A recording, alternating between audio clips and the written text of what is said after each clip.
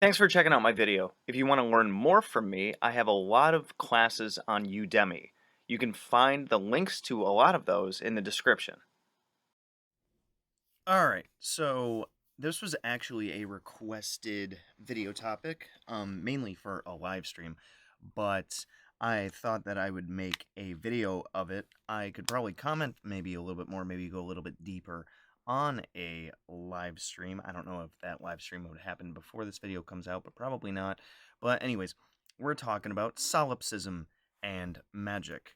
So, if I pull my Google whatnot back up, so in philosophy, it means solipsism is the view or theory that the self is all that can be known to exist. So we're talking about, that phrase cogito ergo sum, I think therefore I am, which is the only thing that we can be aware of because I'm thinking and I'm perceiving this world around me, but it's almost like that brain in a jar kind of thing, almost kind of sort of, where everything that I'm doing right now I'm the one that's experiencing it.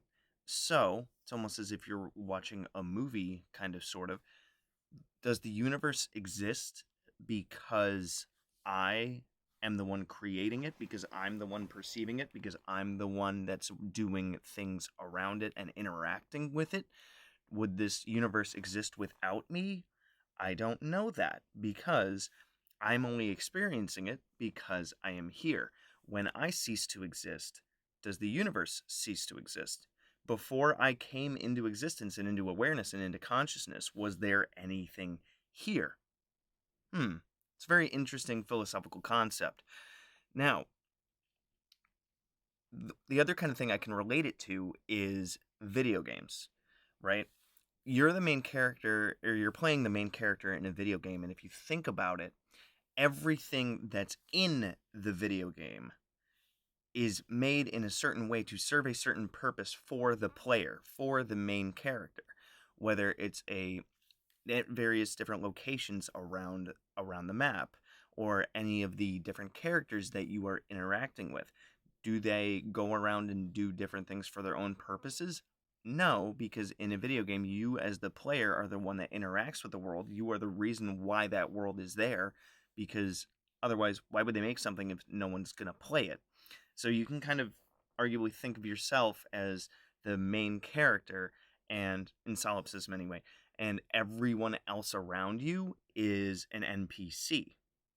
Speaking of NPCs, if we're talking solipsism, if she would walk a little faster, this one right here. Does she exist just because I exist and I'm perceiving her just because I create this universe around me? I don't know. She would probably disagree, but she probably also wants breakfast. Um, so to that end, with the idea of you being the main character, main player, I mean, everybody is like the main character in their own story, you know, but that would argue against solipsism in that I have my own motivations and do the different things that I do, and I'm in competition with other people for various things like jobs and book publishing and even popularity on YouTube and even with Magick.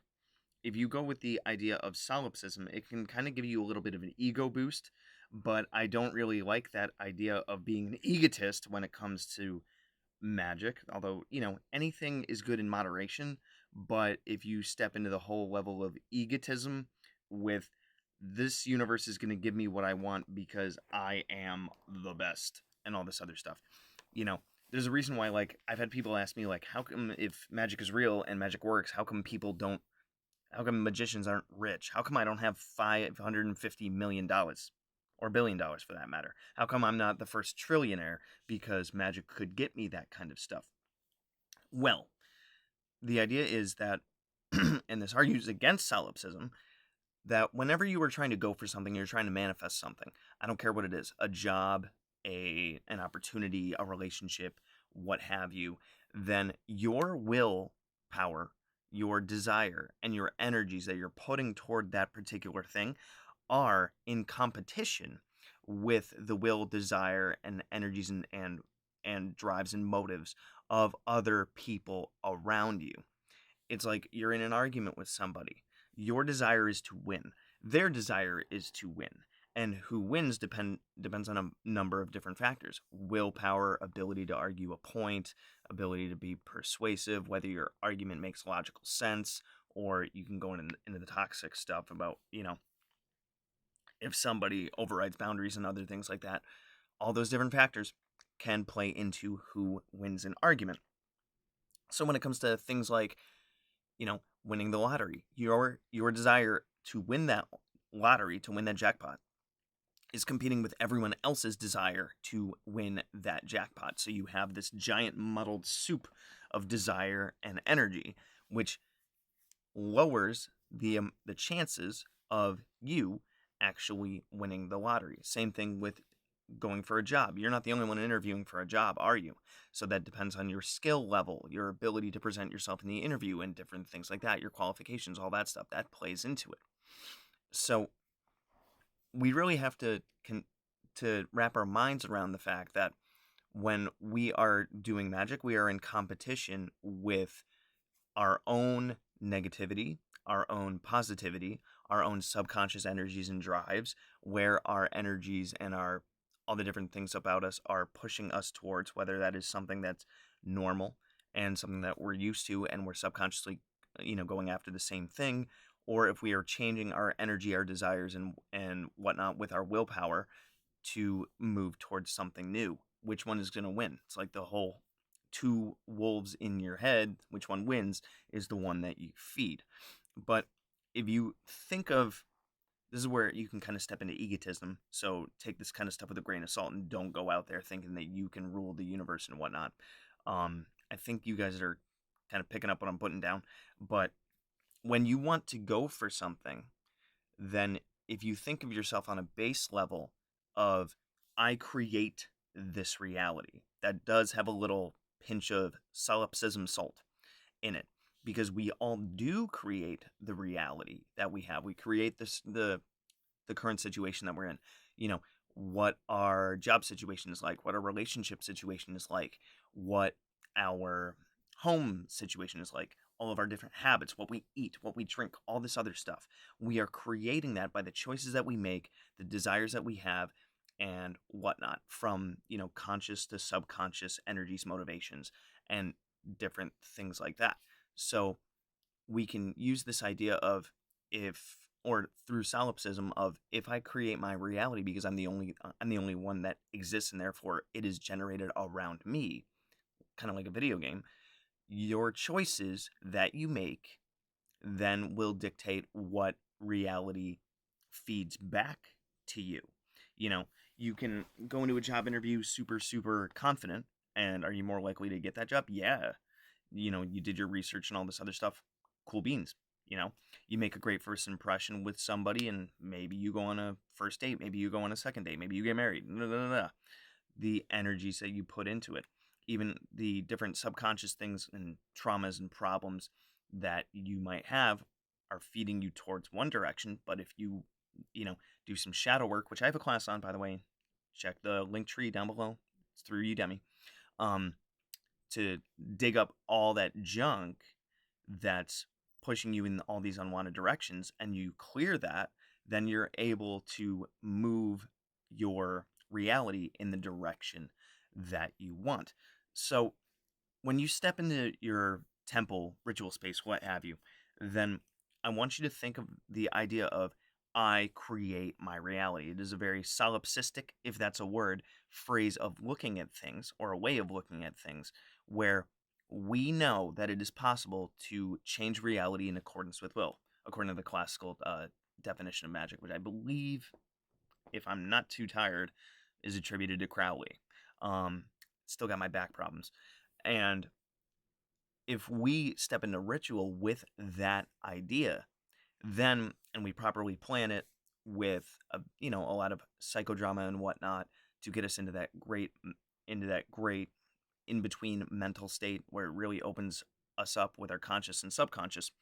And then we also plan what we are going to do after the ritual. And backtracking, we have tried everything possible to fix the situation in the mundane Upwork home TV bed world prior to doing the magic. Then we will have a different outcome than if we didn't do any magic at all. Because let's remember, magic isn't just I call in all these different energies, I make a sigil, I do the sympathetic magic with that one or whatever, and it could be a sigil, could be a cord, could be a candle. You guys know what I'm talking about. You do any of those things, then the energy is going to back you up and push you in that direction towards the goal that you want. But it's not a scooter that drives itself. You're on your own 2 feet. You have to walk towards that goal by saying, "Okay, this is the picture of the reality that I know I can have, and I did the magic for it, and now the energy is pushing me there, and now I have to walk there. So what do I have to do? What changes do I need to make in order to make that change in the reality around me? Because I am creating that reality constantly."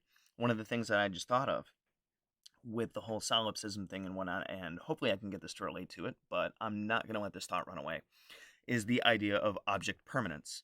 So in psychology, we understand the idea of object permanence. You ever play peekaboo with a little kid, with like a toddler? You know, when you hide to them because their brains aren't developed enough yet, when they don't see you, you don't exist. And then when they see you, you exist. So they don't have object permanence, the understanding that there is something that the different things they cannot see or sense or hear or whatever don't exist unless they are in their awareness. So that can kind of be seen as a way of I'm creating my reality, because whenever I'm moving around my house and I'm seeing all these different things, I'm creating them as I move around my house and they come into my awareness. Well, we create our reality in accordance with will, with our decisions and moves and all this other stuff. So you can think of it as that particular future that you're wanting to create is not permanent. You might have an energetic idea of what you want it to be, but then you got to think to yourself, I'm going to do magic for it, and the energy is going to be behind me. But then how do I build it?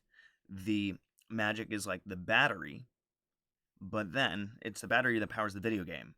But then you have to make your way through the video game in order to achieve a particular goal in that game, if that makes any sense. Yeah. So I had another thought, but maybe I'll make a part two on this or something if I can remember what that thought is. Maybe I should have taken notes, but I've had some back problems and a lack of sleep lately. But I did want to hop on and make this video for you guys. So, yeah. Let me know any questions, comments, complaints, concerns, issues, or debates. Had a couple of those with some people in the comments lately. Those have been fun. And let me know what you think about this one, because I wonder what your perception of this kind of thing is, and if this discussion might have brought up a couple of cool new ideas. Maybe turn on some light bulbs. Anyways, you want to connect with me, take my classes, check out my Patreon, go a little bit deeper into magic and stuff with my books and whatnot, check the link tree down in the description below. Anyways, I'll see you next time. Good hunting.